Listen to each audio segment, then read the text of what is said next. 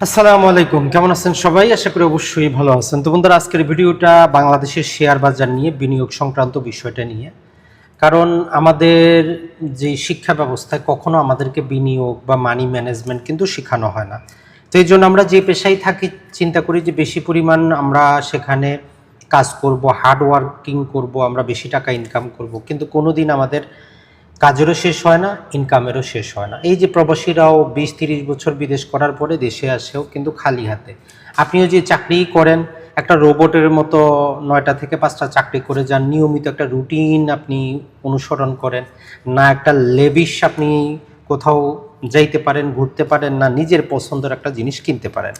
তাহলে আমরা কি এমন করতে পারি যেটা করলে আমাদের মানি ম্যানেজমেন্ট ঠিক থাকবে? আপনি মাসে 10,000 কামাইলেও আপনার মানি ম্যানেজমেন্টটা ঠিক থাকবে।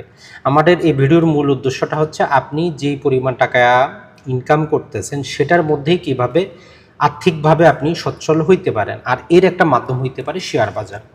তো বাংলাদেশের সবচেয়ে দুঃখের বিষয় সেটা হচ্ছে যে শেয়ার বাজার থেকে যারা প্রকৃতপক্ষে বেনিফিট পাচ্ছে, যারা লাভ পাচ্ছে, তারা নীরব আছে। কিছু দুষ্ট প্রকৃতির লোক ইন্টারডে যারা ট্রেডিং করে, এরাও লাভ করে। লাভ করার সময় তারা কোনো মিছিল করে না, মিটিং করে না, একটু লজ হইলেই তারা চিল্লাচিল্লি করে। তো এদেরকে যখন জিজ্ঞেস করবেন যে আপনি যে লাভ করছেন, তখন কি আপনি সংবাদ সম্মেলন করছেন? নর্মালি শেয়ার বাজার একটা রিস্কি জিনিস, তবে আমাদেরকে বুঝতে হবে শেয়ার বাজার জিনিসটা কি। আমরা ডিটেইলে না গিয়ে জাস্ট এতটুকু বলি, বাংলাদেশে যে বিখ্যাত বড় বড় কিছু কোম্পানি আছে যেগুলো গত 30 বছর যাবৎ চলতেছে, যেমন ওষুধের ক্ষেত্রে আমরা ইবনে সিনা দেখতেছি, স্কোয়ার ফার্মা আছে, অরিয়ন আছে, চলতেছে। আপনি গ্রামীণ ফোন দেখেন, রবি দেখেন, এসিআই দেখেন, মেরিকো দেখেন, এই যে বাটা, অ্যাপেক্স, যেগুলা একদম আমরা বলবো হিউজ মার্কেট আছে যাদের, যারা সাস্টেইনেবল কোম্পানি। শেয়ার বাজার গেলে আপনি বুঝতে পারবেন অসংখ্য কোম্পানির মধ্যে এই ক্যাটাগরিতে খুব কম সংখ্যকই আছে, তার মধ্যে ভালো মানের অন অ্যাভারেজে 30টার মতো কোম্পানি আছে। সেখান থেকেও বাছাই করে আপনি 12টা কোম্পানিতে যদি আপনি প্রতি বছরে, প্রতি মাসে যখন আপনি সময় পান, আপনার টাকা হয়, সেভিংটা যদি সেখানে করেন, ধীরে ধীরে দেখা যাবে যে মোটামুটি একটা সময় ওই আপনার সেভিংটা, যেটা অল্প পরিমাণ সেভিং ছিল, সেটা হিউজ পরিমাণ হয়েছে। বছরে আপনি একটা লাভ পাবেন। এটা ছাড়া আপনার শেয়ারের দামটাও বাড়বে। তো এর আপনার মন মানসিকতা আগে কীভাবে ঠিক করবেন, চিন্তা করেন যে আপনি একজন ব্যক্তি, আপনি যত টাকা পয়সা ইনকাম করেন, স্কোয়ার ফার্মার মতো একটা কোম্পানি আপনি বানাইতে পারবেন না, গ্রামীণ ফোনের মতো একটা কোম্পানি বানাইতে পারবেন না, রবির মতো একটা কোম্পানি আপনি বানাইতে পারবেন না, মেরিকোর মতো বানাইতে পারবেন না, এসিআর মতো পারবেন না, এই যে পদ্মা, যমুনা অয়েল আছে, এদের মতো কোম্পানি আপনি বানাইতে পারবেন না। এখন ওই কোম্পানিগুলো যদি তাদের পার্টনার আপনাকে করতে চায়, আপনি চিন্তা করতেছেন এটা জুয়া খেলা? বাংলাদেশের টপ লেভেলের বিজনেসম্যান তারা আপনাকে পার্টনারশিপ অফার করতেছে শেয়ার বাজারের মধ্যে, আর আমরা শিক্ষা ব্যবস্থায় ভালো করে না শেখার কারণে আমরা এর থেকে দূরে থাকতেছি। আমরা করতেছি কি, ব্যাংকে আমরা ডিপিএস করতেছি, আমরা জীবন বীমা করতেছি, আমরা কিছু মিউচুয়াল ফান্ড করতেছি। তো সেগুলো তো আমাদের কাজে দিবে না। না দেওয়ার পেছনেও কিছু কারণ আছে, সেটা হচ্ছে যে আমাদের মূলত বেশি যেটা হচ্ছে দ্রব্যমূল্যের। এই ভালো ভালো কোম্পানিগুলার মতো আপনি কোম্পানি বানাইতে পারবেন না। এদের অফারটা আপনি গ্রহণ করে অংশীদার হন।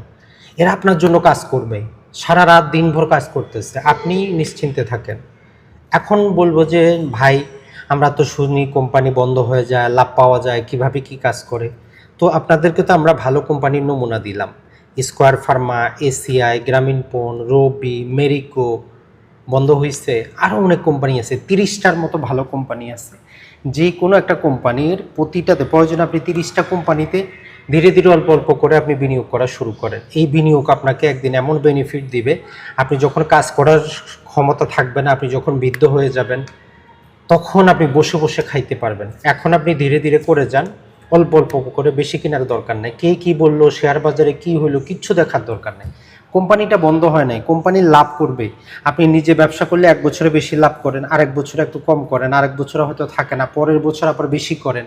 তো শেয়ার বাজারেও তো ওই কোম্পানিগুলাই, কিন্তু লস করে কারা? কিছু আছে থার্ড গ্রেড কোম্পানি, এদের কাজ হচ্ছে জুয়া খেলার মতো। ইন্টারডে তারা ট্রেডিং করে, যেই শেয়ারটার বাজার দাম 10 টাকা না, ওইটাকে নিজেরা 200 টাকা বানায়। তখন নিজেদের শেয়ারের দাম বৃদ্ধি পাইলে মালিক পক্ষ তার শেয়ার বিক্রি করে দেয়। তো পথের মানুষ তখন কি হয়? মানুষ পথে বসে যায়। তো এই জন্য আমরা আপনাদেরকে রিকোয়েস্ট যেটা করব, বাংলাদেশের প্রেক্ষাপটে আপনি চিন্তা করেন, এই ভালো মানের কোম্পানিগুলো আপনাকে শেয়ার অফার করতেছে, মালিকানা অফার করতেছে, লুফে নেন।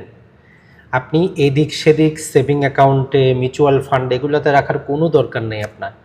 দ্রব্যমূল্যের ঊর্ধ্বগতি 9%, সেভিং অ্যাকাউন্টে টাকা দেয় 5%। আপনার ওই ব্যাংক, আর্থিক প্রতিষ্ঠান তারাও শেয়ার বাজারে বিনিয়োগ করে বসে আছে আপনার থেকে নিয়ে। তো এই জন্য একটু নিজেকে ফাইন্যান্সিয়ালি এডুকেট করেন, আপনার নিজের টাকাটা আপনি নিজে সেখানে ইনভেস্ট করেন। আপনার যদি হিউজ পরিমাণ টাকা থাকে, প্রয়োজনে একজন আপনি কনসালটেন্ট রাখেন, তার সাথে আলোচনা করেন কোন কোন শেয়ারে বিনিয়োগ করা যায়, কোনটাতে কী ঝুঁকি, ভালো মানের ওইটা আপনি করতে পারেন। অথবা জাস্ট আপনি 2-4 দিন ঘাটাঘাটি করলে আপনি বুঝতে পারবেন যে কোন 30টা কোম্পানি ভালো, আপনার যেইটা ভালো লাগে। আপনি ইসলামিক ব্যাংকে করেন, গ্রামীণ ফোনে করেন, রবিতে করেন, এসিআই করেন, প্রাণে করেন, এফএক্সে করেন, ভালো মানের যত কোম্পানি বাংলাদেশে আছে সবই আছে। তো এই জন্য আমরা নিজেকে এডুকেট করি, অযথা শেয়ার বাজারের আমরা বদনাম না করি। কারণ শেয়ার বাজার থেকে যখন মানুষ টাকা ইনকাম করতেছে আপনাকে কিন্তু বলে না, একটু যখন তারা লস করে তখন তারা নানা প্রকারভাবে তারা সংবাদ মাধ্যমে নানা প্রকার বিবৃতি পাঠায়।